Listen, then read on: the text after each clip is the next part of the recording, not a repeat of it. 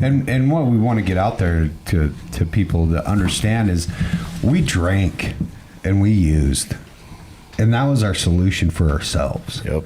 Right. That's what brought us to our knees and the willingness to get sober. We drank and we used because initially we liked the effect produced by alcohol and drugs, and not necessarily meaning to become addicted to it and dependent on that stuff. It overtook and it consumed our lives.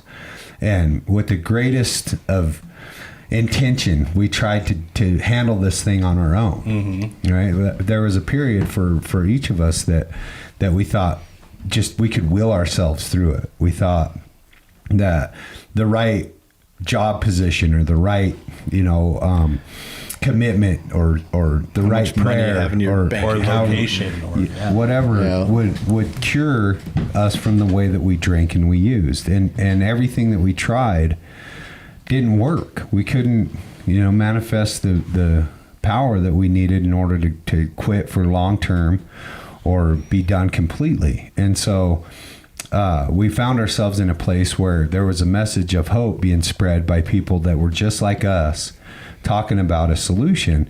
And that solution that I heard was spiritual in nature. Mm-hmm. And I was resistant to that at first because for a long time I still thought that there was something that I was missing inside of my will that would eventually give me the needed power that it would take for me to quit on my own. Right. And as example after example that they shared with me, this is what happened.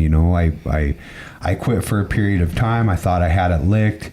Like LT shares in his story, I decided that after 6 years, or I decided after 12 years that I was good and I could have a drink for my birthday, or there was a celebration and it seemed like a good idea to take a drink. And within a matter of hours or days, we were back in that state of desperation. And that story cropped up over and over and over and over again. And I could relate with that story over and over and over again.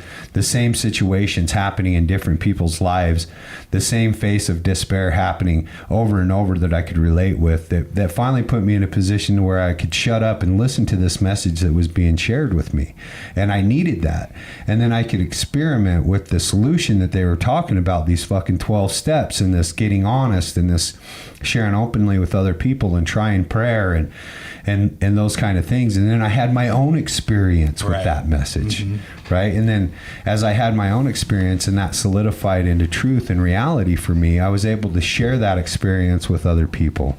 And being able to share that with other people, putting myself in a position where I could show up sober and people could see the difference in me from the alcoholic and drug addict in desperation to this person in sobriety. There was a contrast there that people could see that something was different about me, just like the story of Bill W. and Ebby. When Ebby showed up, and for people that don't know Alcoholics Anonymous history or anything, Bill W. was one of the founders of AA, and he tells a story about one of his old childhood friends, one of his old friends from when he was younger, showed up at his house sober, and he could see that there was something different about this person. Yeah.